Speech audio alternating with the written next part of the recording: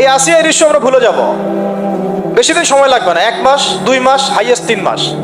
এর আগেও বহু ইস্যু আমরা এসেছে ভুলে গেছি, একটার পর একটা এসেছে, একটার পর একটা ভুলে গেছি আমরা, এবং যাবো ভবিষ্যতে। লিখে নেন আপনারা, এই বাচ্চার কথা কেউ মনে রাখবে না, এই বাচ্চাটার কথা কেউ মনে রাখবে না। 3 মাস পরে, 6 মাস পরে, 1 বছর পরে আরো নতুন ইস্যু আসবে, আরো নতুন পাপ হবে, আরো বড় বড় ঘটনা ঘটবে। এরপরে মানুষ এই বাচ্চাটাকে ভুলে যাবে। এই বাচ্চাটা কি তার মৃত্যু যন্ত্রণা ভুলতে পারবে? তার সম্মানহানি ভুলতে পারবে? তার পিতামাতাকে ভুলতে পারবে? এখন প্রশ্ন হচ্ছে, তার পিতাকেও যদি আমরা জিজ্ঞাসা করি, ইসলামে রেপের শাস্তি হচ্ছে মৃত্যুদণ্ড, আর ব্যভিচারের শাস্তি হচ্ছে অর্ধেক কোমর পর্যন্ত পুঁতে পাথর নিক্ষেপ করে হত্যা করা, এবং বিবাহিত ব্যক্তি হলে এই শাস্তি, অবিবাহিত হলে 100 বেত্রাঘাত, 1 বছরের নির্বাসন এবং সমাজ থেকে বয়কট করা, আর ধর্ষণ হলে সরাসরি মৃত্যুদণ্ড। 3 মাস